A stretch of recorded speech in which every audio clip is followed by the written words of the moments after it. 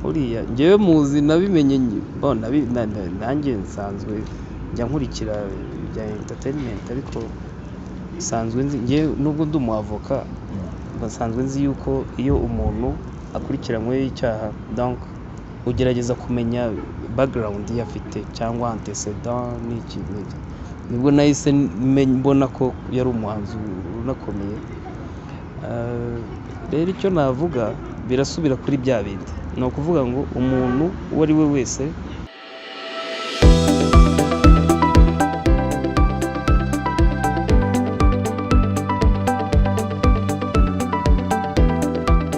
Yes, reka twongere tubasuhuze inshuti bakunzi mudukurikiye muri kano kanya nk'uko bisanzwe musanzwe mukurikira amakuru yacu hirya no hino, ariko kandi dukomeje kubashimira ku musanzu wanyu ku kiganiro icyo ari cyo cyose tugenda tubagezaho. Uyu munsi rero uwo tugezeho yitwa Maître Ange Bengerana, ni umunyamategeko bimazemo igihe kitari gitoya, umuntu yavuga kandi wagiye anafasha abantu benshi mu manza zigiye zitandukanye.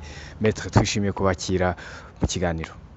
Nanjye nishimiye kuba mbaye imwe mu batumirwa banyu. Abantu natangiye mbabwira ko turi kumwe na Maître, ubwo byumvikane ko ari umunyamategeko, ariko babwira ko bimazemo igihe kitari gitoya. Buri muntu yavuga ko uyu mwuga wanyu mumazemo igihe kireshya gute? Plus de 5 ans. Wenda niko navuga. Imyaka 5 irenga. Umwuga wo kuba umunyamategeko c'est plus de 5 ans. Yego. Niki wavuga umaze kwigira muri uyu mwuga muri iyo myaka yose ishize ikabakaba 5? No gukorana n'abantu ariko mu yindi sens, no kuvuga lisansi y'iby'amategeko no kubaburanira. Rero ubukorana n'abantu cyane mu buryo bumwe cyangwa ubundi, nicyo kintu rero umuntu yavuga. Hanyuma mu manza zose wagiye uburana, bavuga ko burya ku banyamategeko nta rubanza na rumwe rujya ruba rworoshye, ariko hari nk'imanza imwe cyangwa rumwe cyangwa ebyiri zishobora kuba zarakugoye mu zo waburanye uri gufasha abashinjwaga ibyaha. Ntekereza ko imanza hafi ya zose nk'uko mubivuze ari imanza, donc ntabwo imanza ziba ari ikintu kiba cyoroshye, cyane cyane iyo wabyitayeho. Ndi kuvuga nko kuri parti yanjye y'umwunganizi cyangwa lawyer cyangwa avoka, ni ibintu umuntu aba agomba kwitondera. Uba ugomba kuba udilinga n'abantu, ni ukuvuga wa wundi wunganira cyangwa uzunganira, ukaba udilinga n'amategeko, ndetse ukaba ugomba no kumenya ikintu cyamufasha kurusha ikindi. Cyane cyane ndi kuvuga nka zino manza abantu bakunda kwita ziri penale cyangwa z'inshinjabyaha, cyangwa zino mujya mwumva ko umuntu yafunzwe, niho cyane n'izindi. Yego uba ugomba kugira kudilinga n'amategeko n'abantu, ariko iyo umuntu afunze ibyo ni ibindi bindi, kuko aba ameze nk'umurwayi uri kwa muganga ukenewe kugira ngo yitabweho akire. Gukira rero nawe ni nk'uko nguko, ni ukugira ngo ave muri gereza. Ni ikintu rero iyo ukoze akazi uko ugomba kugakora, ni ibintu biba bitoroshye. Hanyuma umuntu yavuga ko ariko hari nka rumwe rushobora kuba rutari rworoshye wabwira umuntu? Yego, murakoze cyane. Si rumwe gusa, ari nk'imanza usanga tujya kunganira abantu b'abanyamahanga bakoreye icyaha mu Rwanda. Dufate nk'abantu b'abanyamahanga binjira bafite passport zitwa ko zitemewe, reka mbivuge gutyo, hanyuma bigasaba ko mubera nk'umuavoka, cyangwa ugasanga afatanywe nk'urumogi kuri aeroport. Ni imanza usanga ziba zigoranye. Ntabwo ari uko mu rwego rw'amategeko ziba zigoranye cyane kurusha izindi, ariko usanga gukorana nabo, icya mbere baba ari bwo bwa mbere yagera mu gihugu, yageramo agahita afatirwa mu cyaha atari yanakimenyera. Kugira ngo ubone umuavoka yizera biba ari ikibazo, ariko iyo agira Imana, iyo agize Imana akabona birakunze, burya arishima, biramufasha cyane. Mu banyamahanga umaze nko kuburanira se wari ugoye cyane ni nk'uwuhe? Ni uwafatanywe ibiyobyabwenge se, cyangwa ni uwinjije ibintu bitamenyerewe? Njya numva ko hari n'abinjirana mu biyobyabwenge imbere mu nda mu nda rwose, kubera ko usanga ni nacyo njya mbwira abantu, ibihugu byinshi bigira amategeko yanditse neza, ariko ugasanga pratique muri practice wenda mu cyongereza cyangwa uko bayakurikiza ugasanga ntago babikora. Hari ibihugu byinshi bigira amategeko meza yanditse, cyane cyane byinshi muri Afurika n'ahandi, ariko sinawo no muri za Mexique. Muri za Mexique hari n'ibihugu biba byarasinye kuri convention cyangwa amategeko mpuzamahanga ahana ibiyobyabwenge, ari ugasanga iwabo muri pratique ntago babishyira mu bikorwa. Ariko icyo mvuga mu Rwanda iwacu amategeko aba yanditse uko, kandi tukagerageza cyangwa inshuro nyinshi kuyashyira mu bikorwa. Ubwo rero ugasanga yagiye ajya mu bindi bihugu afite ikiyobyabwenge mu nda, nibo mufata, byagera kuri aeroport yaca muri scanner bakaba baramufashe, kuko hano twebwe mu Rwanda ntago bajya batorera ibyo bintu. No mu Rwanda hari uwabayeho uranamuburanira wenda abasha gutsinda? Barahari, ni benshi, sinavuga ko ari ugutsinda gusa, ahubwo gusa bimubera isomo. Hari igihe agira Imana, kuko amategeko yacu yemera ko ushobora guhanwa ariko ufite hari alternative cyangwa uburyo bwo kugira ngo ube wakora igihano cyawe uri hanze, ukaba wabisubikirwa, wenda nicyo bita sursis, cyangwa ugasanga nicyo bita no mu cyongereza suspended penalty. Urumva kuri we abatsinze ariko akaba yanahabwa ibihano akabikorera hanze, cyangwa agacirwa amahazabu bitewe n'icyaha bakurikirana. Icyo aba yifuza ni ukugira ngo adafungwa, kandi nicyo twese tuba twifuza. Ariko bimubera isomo ahita amenya ko u Rwanda nubwo yaba agize Imana agasohoka muri gereza hawe alternative yo kudafungwa, ariko bimubera isomo akamenya ko u Rwanda atari ibihugu bimeze nk'ibindi.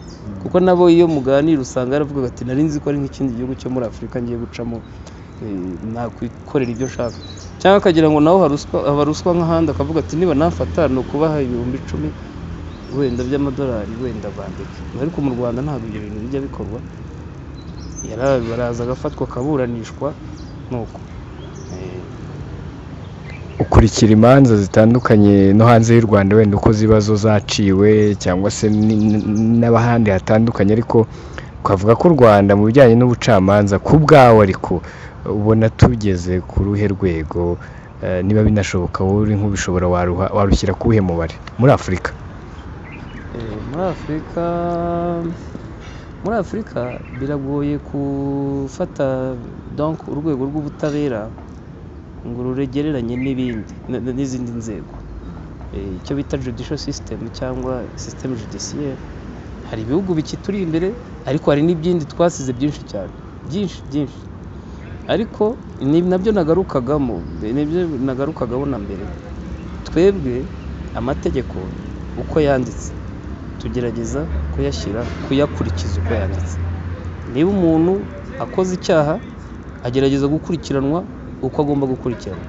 Niba umuntu akoze icyaha akaba akekwaho icyaha, hari uburenganzira buteganywa n'itegeko nshinga, buteganywa n'amahame mpuzamahanga cyangwa amasezerano mpuzamahanga. Hari uburenganzira bugenwa dufate n'itegeko rigena icyo bita imiburanishirize y'inshinjabyaha cyangwa code de procedure penale, ni urugero, ariko ni urugero. Usanga byubahirizwa. Niba umuntu akurikiranyweho icyaha, yaba ari umunyamahanga yaba ari umunyarwanda, umuntu wese ukurikiranwe n'inzego z'ubutabera zo mu Rwanda usanga ahabwa uburenganzira buteganywa n'itegeko nshinga, notama n'ayo mategeko yose, notama kuba afite uburenganzira kumwunganira, kuba atagira icyo asubiza mu gihe atabishaka, mu gihe adafite umwunganira, mu gihe ashobora byose no kubyanga agahitamo kwicecekera. Ibyo byose iyo ugereranyije ubona ko ari ibintu turi kugenda duteramo imbere, usanga no mu bihugu byo hanze byateye imbere. Ubwo rero nkaba numva ko tugeze ku kigero cyiza, sinakigereranya kuko ntari umushakashatsi, ariko ni ikigero kigenda kigera imbere, cyegera imbere cyane. Umaze kuburanira abantu benshi, yewe nanabwiye abadukurikiye ko turi kumwe na Angelo bengerana, ariko nibagirwa kubabwira ko abantu benshi bakuzi ku kabyiniriro ka Angelo. Mbere ko dukomeza, ubundi Angelo byaturutse he? Ko abantu benshi abo nganira nabo buranira bakuzi kuri Angelo, byavuye? Murakoze. Angelo ni izina ngira ngo ni igitaliyani cya Ange, ni ukuvuga ngo abantu benshi sinzi nanjye ukuntu byagenze, nashidutse babimpamagaye ndebye n'ubundi mbona nicyo bivuze, ni Ange mu kilatini, nuko abantu bakomeza kurinyita gutyo ku buryo nk'abantu benshi naburaniye iryo zina ntabyo baba bazi, ariko Angelo ryo baba barizi, baba barizi. Yego. Hanyuma rero abantu benshi buranira, nabwiye abantu haba harimo n'urubyiruko cyane cyane, navuga ko nko muri iyi minsi zimwe mu manza nyinshi uri kwibandaho ni iz'urubyiruko, usanga rukoresha ibiyobyabwenge nubwo kesi ziba zigiye zitandukanye, ariko iyo urebye kadufate nko mu myaka 5 ishize turebe n'uyu munsi wa none, ni ibintu biri kugenda byiyongera. Imanza nk'izo ngizo ubona biterwa n'iki wowe ukurikije wenda baba buburanira muganira, kuki biri kwiyongera, kuki izi manza ziri kuba nyinshi uyu munsi wa none kandi wenda mu myaka 5 ishize bitari biri ku kigero nk'iki? Njye navuga ko n'ubundi iyo urebye no mu bihugu bindi, urubyiruko nirwo rufite uruhare runini, rufite involvement yo mu iterambere, rero no muri iryo terambere hagenda haboneka ibyaha byinshi cyangwa n'ibyari bihari urubyiruko rwakoraga bikarushaho gufata indi ntera noneho. Niyo mpamvu n'ubu ngubu tujye nko ku rugero rw'ibyaha bigenda bivukiramo, bino byaha by'ikoranabuhanga birakomeye cyane kandi n'abanyamahanga barabikora, hari n'ababikorera ku butaka bw'u Rwanda, usanga umuntu araje yibye banki rwose yibereye i Kigali, sinzi ukuntu abigenza, akajya kuri computer akayiba, ariko inzego zacu zo ziba zikomeye cyane zihita zimufata. Ariko usanga ibintu byinshi uko urubyiruko rufite uruhare runini mu iterambere ruri muri ibyo bintu, ni ukuvuga ngo n'ibyaha inshuro nyinshi bivukiramo, sinzi ukuntu bigenda, ariko usanga n'urubyiruko narwo rubigiramo uruhare. Ibiyobyabwenge nabyo usanga ari urubyiruko, navuga ko ariyo mpamvu. Akenshi iyo urebye wenda mu wowe umaze kuburanira, kandi abenshi baranatsinda, ariko ubona kugira ngo imanza zabo wenda bibashe gukunda muzitsinde, nukavuga ko ari uko aba ari amakosa yoroshye cyangwa bajemo na rwa ruhare wenda rw'umunyamategeko umuntu afite nawe uri bubashe kuruburana? Ibyo ni ikibazo, icyo kibazo ni cyiza, biragaruka ku byo nagiye mvuga mbere byo kuvuga ngo iyo ukoze akazi uko ugomba kugakora, ibintu birakemuka rwose. Ntabwo ari uko ibyaha biba byoroheje, ahubwo usanga ari ibyaha biba bikomeye. Ababyibazaho rero ntabwo inshuro nyinshi nuko baba basanzwe bazi ko byabaga byarananiranye na mbere, ariko iyo umuntu yakoze akazi uko kameze, agasoma itegeko uko rimeze, yabona hari ibintu biri bufashe, ubwo bisaba nyine gushirika ubute, ugakora akazi kawe nk'umuavoka, kandi nta muavoka ubundi uba ukwiye kuba afite ubute. nawe rwose ni ukuvuga ngo ni ugusoma ukagereranya amategeko yanditse, ukagereranya n'ibiri muri dosiye, ukagereranya n'ibintu byinshi. Rero iyo umwunganiye neza ukamuherekeza, ni nk'umuganga uvura umurwayi, iyo umwitayeho arakira regardless y'indwara yaba arwaye. Ushobora kurwara grippe ikazakurizamo ibindi bintu batakwitayeho, undi akarwara za ndwara zimwe ukirinda yuko yagira hepatite wenda C cyangwa B, ugasanga warakize. Rero bizaba yuko uba waritaye kuri dosiye, ukita ku muntu, ukareba n'itegeko ryamufasha bitewe na situation arimo. Ubwo rero ibyo ngibyo iyo ubikoze rwose nta kabuza ibintu birakemuka. Umusore witwa Green P mu minsi ishize yari umwe mu bantu waburaniraga, agira gutya aranafungurwa. Ni ibintu abantu benshi iyo urebye comments yaba ku mbuga nkoranyambaga cyangwa hano abantu bahurira, babonaga bitapfa gushoboka, nubwo atari n'ubwa mbere afungwa, ariko noneho yari ageze byari ibintu ubona ko bitewe n'icyaha yanashinjwaga cyo kuba yarafashwe ari kumwe n'umuntu ubicuruza, nawe bigakekwa ko ashobora kuba abicuruza, ari ibintu bitari byoroshye ko afungurwa. Ariko ku kiriya rubanza byarangiye bigenze kuri iki, ntabwo abantu bari babyiteze cyane bitewe n'uko dusanzwe tumenyereye imanza nka ziriya. Birongera none bisubire kuri cya kintu, Uriya njyewe muzi nabimenye nanjye nsanzwe njya nkurikira ibya entertainment ariko nsanzwe nzi njyewe nubwo ndi umwavoka basanzwe nzi yuko iyo umuntu akurikiranyweho icyaha donc ugerageza kumenya background ye afite cyangwa antecedent n'iki nibwo nahise mbona ko yari umuhanzi unakomeye. Rero icyo navuga birasubira kuri bya bindi, ni ukuvuga ngo umuntu uwo ari we wese witaye kuri dosiye ye. Loophole ni ukuvuga ngo dufate urugero, umuntu uramwunganira, icyo uba wifuza ni ukugira ngo arekurwe, niba afunze, niba adafunze se hari urubanza rundi afite, ni ukugira ngo atsinde muri make. Rero hari ibintu amategeko ni menshi tugira, hari igihe n'itegeko ryateganyije yuko umuntu ashobora kurekurwa by'agateganyo, ngira ngo murabizi yuko yarekuwe by'agateganyo, ntabwo ari urubanza mubizi ko harimo diferanse. Rero niba hari ibintu twebwe twabonye yujuje itegeko riteganya kugira ngo abe yarekurwa by'agateganyo, ni bya bindi nyine byo kuvuga ngo ni ugushirika ukuboko ukita kuri dosiye ukabona ko ibyo bintu biteganywa n'itegeko bituma umuntu yarekurwa by'agateganyo birimo, mukabikoresha umuntu akaba yarekurwa by'agateganyo. Nifuza kumenya usibye na Green P n'urundi rubyiruko, ariko bimera bite kuburanira umuntu uzi ko icyaha ari gushinjwa yagikoze bitewe n'uko mwaganire, ariko ukamuburanira ugaragaza ko kitabayeho cyangwa se nubwo cyaba cyaranabayeho ariko yagikoze atakigambire kandi uzi ukuri kwabyo. Hari akazi, ariko ku rundi ruhande nawe uri umuntu kandi ugira umutima nama. Bimera bite nk'umunyamategeko? Icya mbere ntabwo navuga ko namuburaniye nzi ko yabikoze cyangwa atabikoze, nasangiye bisobanura mvuga ko yarekuwe by'agateganyo, kandi buri muntu uko amategeko avuga biri no muri principe z'amategeko dusanzwe tuzi zoroshye kugira ngo umuntu azumve.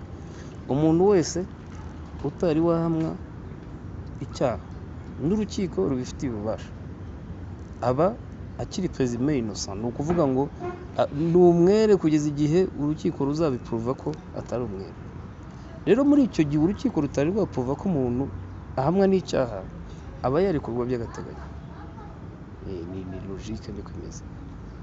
Rero abantu bari hanze ntibabyumva, ndabizi icyaha yarakurikiranyweho cyari gikomeye, ariko iyo principe niko amategeko ameze.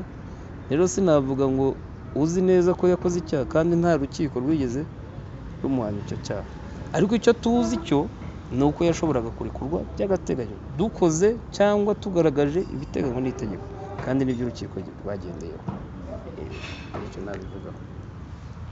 Ndashaka kumenya nk'umubyeyi wenda ushaka kuba akurikiye iki kiganiro, cyangwa se undi muntu ufite umuvandimwe we cyangwa inshuti ye yabonye w'iki cyaha kijyanye n'ibiyobyabwenge, akwiye kubyitwaramo ate kugira ngo niba hari n'uko yarokora wa muntu we bikiri mu maguru mashya bibashe gukorwa. Nk'umunyamategeko inama yawe yabiyihe? Murakoze. Ni ukuvuga ngo iki ni icyaha bijyanye n'ibiyobyabwenge, ndetse no mu mategeko yacu hano harimo section yabyo. Ubu usanga ni icyaha gikora cyane, n'ibindi byaha bikora kuri sosiyete, ariko ni icyaha usanga kigira ingaruka cyane ku muryango wose. Niba ari umwana ugasanga arangiritse, ejo hazaza he ntahafite, kubera ko ikiyobyabwenge nyine ni ikintu kigufata kikakugira imbata. Rero njyewe mbona donc ikintu cyafasha abo babyeyi, mubajije ikibazo cyiza, ni ukumufasha, ni ugufasha uwo muntu mbere y'uko ajya gufatwa n'ubugenzacyaha ngo abavoka babijyemo, ahubwo yagakwiye gufashwa. Hari inzego zibifitiye ububasha zashyizweho zifasha abo bana, cyangwa abo bana abo ari bo bose babaswe n'ibiyobyabwenge. Dufite amasantere runaka, hari i Butare, hari izi hano i Kigali, mbona bamufata byakwanga bakaba bamushyiramo, ndetse bakagerageza no kumukansoringa kugira ngo ibintu bikemuke. Hari abo nabonye basigaye bafata icyemezo cyo kuvuga ngo nafatwa n'ubugenzacyaha cyangwa nahe akajya gufungwa ngo nibwo azabireka. Oya, ntabwo numva ari cyo gisubizo, kubera ko ashobora no gufatwa umwavoka akamufasha cyangwa n'urwego rw'ubutabera rukamufasha agasohoka, ariko yasohoka akongera akabisubiramo. Ariko afashwe mbere y'uko agera muri gereza, abantu bakareba ko umuntu agenda ahinduka atari yajya muri gereza. Nibo baba banizeye ko niyo yari kujya muri gereza asohotse yajya muri sosiyete akabana n'abantu. Rero numva ari ikintu umuntu aba akwiye gufatirana mbere y'uko ibintu bikomera, bigasaba y'uko inzego zibifitiye ububasha zimufata. Mu gihe rero yafashwe, iyo yari inama ya mbere y'uko atarafatwa, wenda uko mu muryango bashobora kumufasha hakiri kare, ariko mu gihe yafashwe nk'umunyamategeko, inama yawe ikwiriye kuba iyihe mu gihe bikiba, n'icyo akwiriye kwihutira gukora? Mu gihe yafashwe, umuntu wese afashwe, ubwo uranatubwiramo n'amakosa, tuyite wenda amakosa ajya akorwa n'abantu bikazatuma umuntu wabo bashobora kutahita bamurokora mu buryo bworoshye, kandi wenda hari icyo bagakoze mu maguru mashya. Umuntu afashwe nk'uko bisanzwe, nk'uko tubivuga, nk'uko natangiye mbivuga, buri muntu wese wafashwe uwo ari we wese, usibye n'icyaha cy'ibiyobyabwenge n'iki, ni umuntu uba usanga afite uburenganzira bwo kunganirwa. Buriya rero mbona umwavoka, twebwe ntabwo tubujijwe, umwavoka yakamufashije, yafashwe yagira amahirwe, kuko afite umwavoka inshuro rwose nyinshi yakarekuwe. Hari impamvu nyinshi ashobora kurekurwa, burya abavoka nicyo baba bagomba kunganira umuntu nyine, bakareba mu nyungu ze, baba bari mu nyungu ze, bareba ikintu cyamurokora cyamuvana muri gereza. Ariko hejuru y'ibyo bagakomeza bagakurikirana uwo muntu. Nanjye sigaye mbikora ubu ngubu, ni ukuvuga ngo niba hari umuntu warekuwe, nkaba nzi neza ko hari ikibazo yari afite, nkagira Imana bigakunda, umuntu arakomeza akamukansoringa, akareba ko ibyo yari arimo yabireka kugira ngo atazongera guhura n'icyo kibazo. Ni nk'umuganga, nirwo rugero natangaga. Umuganga ntabwo yareka umurwayi, niyo mpamvu amubwira ati ndakomeza ngukurikirane, uzanagaruke njye nkora check up. Rero mbona aricyo cyakorwa. Kugeza ubu ku muntu wenda nawe ushobora kuba dukurikiye ubikora, cyangwa se ufite mugenzi we cyangwa umuvandimwe ubikora, ucuruza ibiyobyabwenge, igifungo gihagaze gute? Ihazahabu se niba yicibwa, kugira ngo yumve risike irimo, bigeze hehe ubu ngubu? Dufite section nini iri muri code penale yacu, donc ijyanye no kunywa, donc harimo kunywa, harimo gukoresha ibiyobyabwenge n'imiti imeze n'ibintu byinshi bijyanye. Ariko reka njye mu bintu bitakomplika, bitazanamo complication ku bantu badukurikiye, ko by'amategeko nabyo biba bigoranye. Ni ukuvuga ngo gucuruza cyane, kuko nanjye ndabyumva, itegeko SP yaryo cyangwa impamvu ryagiyeho cyane rigana cyane abantu bacuruza ibiyobyabwenge, nuko nyine ari bo ba moto yo kugira ngo ibiyobyabwenge bigere mu rubyiruko. Niko ntekereza. Abantu bacuruza rwose bishobora kugera kuri burundu, sasa ni maximum, bishobora kugera kuri burundu, minimum bikaba za 20-25 ans. Rero urumva ni ikintu bafashe mu buryo bukomeye cyane. Ubwo ni ikiyobyabwenge icyo ari cyo cyose se, cyane abo bagera nko kuri burundu n'umwe bafatana nk'ikamyo, ko nanone ntabwo niko njye mbyumva. Ariko icyo ari cyo cyose itegeko ryavuze ko ari ikiyobyabwenge, n'ubundi batitaye ku bwinshi. Gucuruza ni ukuvuga ni ugucuruza nyine, ni ugucuruza, kandi trafike ntabwo ari ubwinshi cyangwa ubukeya, niyo acte yo kuba wakora trafike y'ibiyobyabwenge. Kandi ibyo ngibyo ni ibintu buriya abantu benshi bazi yuko ikiyobyabwenge definition yacyo nayo iri bujye kore ku itegeko, iri bukore no hanze yabyo, kugira ngo tubyoroshye. Ikiyobyabwenge ni ikintu cyose gifatwa nk'ikiyobyabwenge ku bw'itegeko. Itegeko niba bivuze ko iki ngiki ari ikiyobyabwenge, ubu ni ikiyobyabwenge. Kuko nk'ubu ngubu tureke n'amategeko yacu ya hano gusa, no mu bindi bihugu byo hanze bagiye barwanya ibiyobyabwenge. Dufite convention yo muri 1961 mu 1961 yari ifite classification, ngira ngo ni tableau zigera kuri enye, icyo bitaga ikiyobyabwenge. rero abantu benshi ntibabizi ikiyobyabwenge usibye no kuba giteganywa n'itegeko ko ari ikiyobyabwenge ni doge illicite, ni ukuvuga ngo wagira ngo hari doge noneho yo yemewe, kubera ko doge ubundi ni umuti wundi niko bivuga. Iyo uvuze mu cyongereza ngo a drug ntabwo bivuze necessairement ko ari bya rwa rumogi n'iki byose. A drug ni umuti. No mu gifaransa par definition drogue ni ikiyobyabwenge ni stupéfiant. Noneho rero bakavuga ngo ni drogue illicite, ni umuti ariko utemewe, kubera yuko umeze nkaho overdose yayo itera ibibazo byinshi kurusha gukiza umuntu. Rero iyo ikintu bakilistinze nk'ibiyobyabwenge, ubwo nyine kiba ari ikiyobyabwenge ku bw'itegeko. Umuntu rero yakirinda cyane cyane no kugicuruza, usibye no kukiba. Ngiye kujya kubinywa rero, kubinywa atandukanye n'ubicuruza.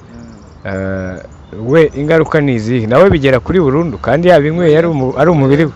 Ntabwo bigera kuri burundu, ntabwo ngira ngo ntibyajya plus de 5 ans, ariko nayo impamvu ntari kubivuga cyane ni ukugira ngo abantu batumva ko kubinywa ari byo byoroshye bajya babyikorera.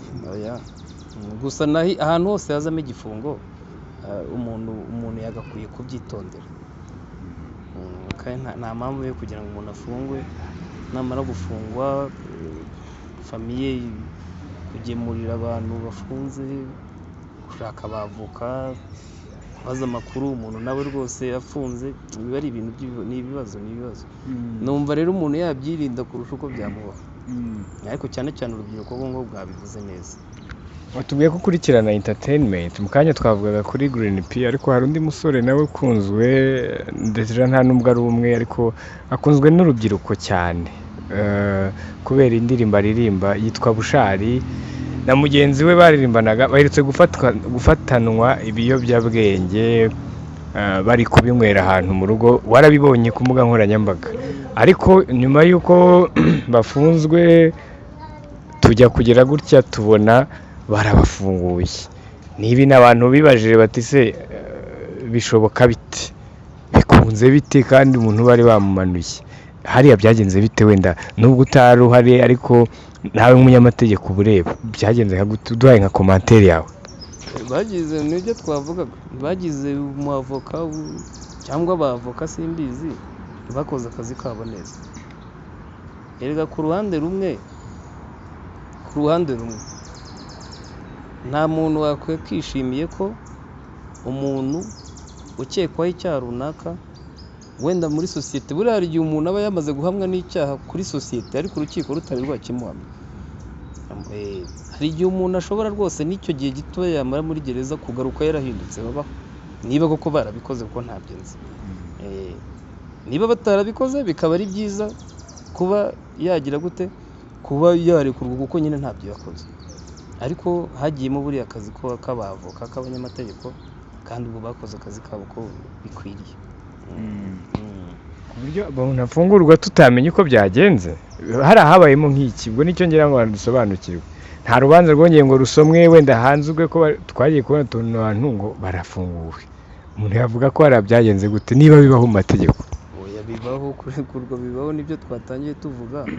Oya, buriya ntabwo bavuga ngo nta cyabaye, cyarabaye, habaye igikorwa cy'amategeko, donc urukiko rubifitiye ububasha nibwo rwabarekuye. Niba rero rwarabarekuye rwakurikije amategeko, logique ni kwivuga. Hatabayeho kongera kuburana cyangwa gusoma urubanza no kujurira. Sinzi dosiye yabo uko imeze kuko ntari nyirimo, ariko niba urukiko rufite ububasha rwarabarekuye, rwaba rwarabarekuye rukabagira abere, simbizi.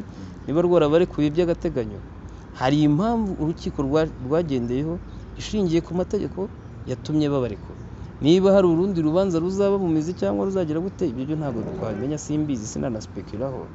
Ariko urukiko iyo rurekuye umuntu rushingira ku mategeko, turanabyumva. Iyo hari urwanya icyemezo cy'urukiko runaka, ashobora kuziziza urundi rukiko rugakuraho icyo cyemezo, yaba mu bujurire, yaba mu bundi buryo bwose ubwo aribwo bwose gutuma. Ni ukuvuga rero ngo urukiko n'urwo rwakuraho icyo cyemezo narwo rwaba rushingiye ku mategeko. Ubwo rero hari impamvu z'itegeko zatumye barekurwa. hanyuma tujye ku kintu kijyanye noneho n'insubiracyaha. ubwo urumva abadukurikiye bamaze kumenya cya cyaha cyakozwe uko byagenze, ariko bijya bibaho umuntu akarekurwa yabifashijwemo n'umunyamategeko, urukiko narwo wenda rwabyoroheje ahawe n'izo mbabazi, cyangwa se wenda ararekuwe. tujya tumva abantu bakoresha ibiyobyabwenge umukuru w'igihugu ajya ababarira kuri za mbabazi atanga, ariko muri rusange wa muntu warekuwe niyo yaba atari imbabazi z'umukuru w'igihugu ariko ari mu bundi buryo, iyo asubiye mu cya cyaha risike aba afite ni izihe? Hanyuma uranatubwira umunyamategeko yakongera kwemererwa kugira hari icyo yakora ku buryo nanone birangira yongeye akababarirwa, byabaye insubiracyaha? Erega murakoze cyane. Buriya amategeko ni complexe. Ni ukuvuga ngo kugira ngo ikintu cyitwa insubiracyaha ni uko urukiko rwakwemeza ko umuntu X ahamwa n'icyaha yigeze guhamwa n'urukiko mbere mu gihe runaka, sibyo? Kubera yuko dufata urugero biratandukanye. Njyewe nshobora gufatwa cyangwa undi muntu ashobora gufatwa yakoze icyaha runaka, wenda ubushize yaribye, uyu munsi urukiko rumuhamya icyaha, noneho rero uyu munsi arongera arafashwe yibye nanone. Ntabwo wabyita insubiracyaha kandi agifatwa nanone akiri présumé innocent kuri cya cyaha. Bisaba ko urukiko rubifitiye ububasha azageramo rukavuga ati uhamwa na cya cyaha cy'ubujura nk'icyo wari warahamijwe mbere. Ariko ubwo urumva itegeko rigena cyangwa riteganya ibihano biremereye kurusha ibyo wari warahawe mbere. Ni insubiracyaha bivuze yuko baraguhamye ugira imana urasohoka usubira muri sosiyete none urongeye. Ubwo rero ntabwo twakongera kuguburanisha igihano nka cya kindi, kameme hagomba kujyamo ikintu cyo kuvuga ngo ni ukuremereza noneho igihano, kugira ngo kuko kimwe mu bintu byashyiriweho donc amategeko ahana kimwe. Iyo urebye background kuva kera amategeko ahana ikintu yashyiriweho cya mbere na mbere ni ukugira ngo hari impamvu zigera nko kuri 3 wenda tuzirondora.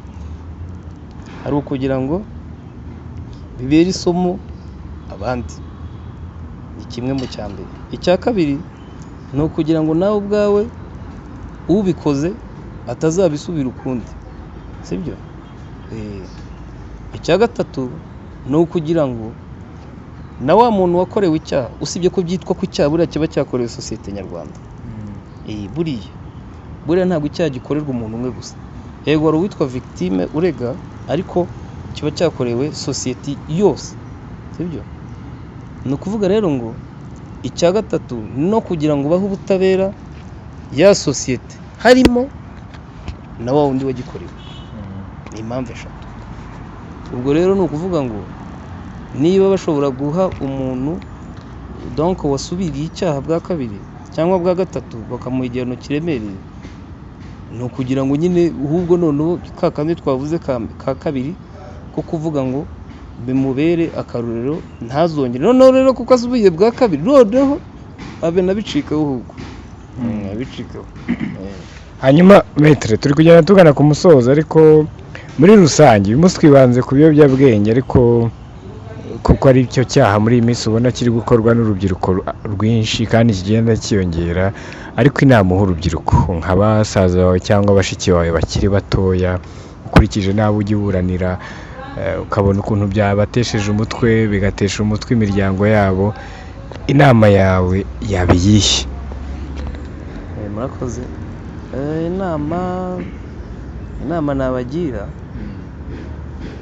Inama nabagira no kureka ko no kujyana n'iterambere ariko bagendera ku biboneye.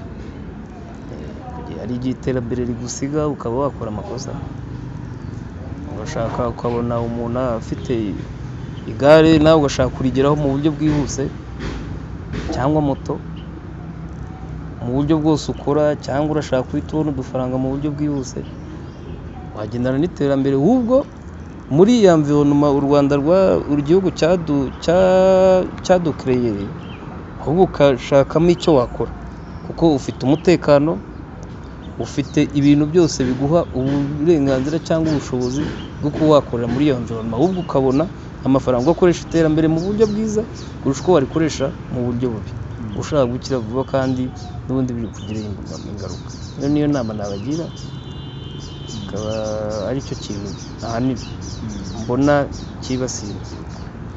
Hanyuma nzi ko abanyamategeko ntabwo bamwemerewe kwiyamamaza ngo uvuge ngo wansanga aha, ariko hejuru ko hari umuntu muri iki kiganiro tugiranye ugize ikintu akuramo ushobora kwifuza ko basi umugira inama cyangwa se akaba yakugisha inama, byagenda bite kugira ngo abashe kukugeraho tutabyise kwiyamamaza? Murakoze cyane. Twebwe rero ntabwo tuba tubyemerewe, mwanyihanganira no kuba bavuga ngo wambona kuri iyi nimero, aya ntabwo tubyemerewe. Gusa icyo navuga ni uko kimwe mu bintu mba ntanzemo ubwo contribution ni nk'ibiganiro nk'ibi ngibi, kandi turabashimira cyane. Icya kabiri, umuntu buriya ntabwo iyo umuntu abarizwa mu rugaga rw'abavoka ntabwo wabura contact ze, gusa ntabwo tuba tubyemerewe gutanga contact gutya, ntabwo tuba tubyemerewe. Ibintu bijyanye no kwiyamamaza na biriya by'abacuruzi mu mwadusanga hano ntabwo tubyemerewe. Ntabwo ucuruza amategeko? Ntabwo rwose, ntabwo bibaho. No muri conviction yanjye ntabwo ari, ariko zimwe muri contribution umuntu aba yatanze ni ibiganiro nk'ibi ngibi bidufasha.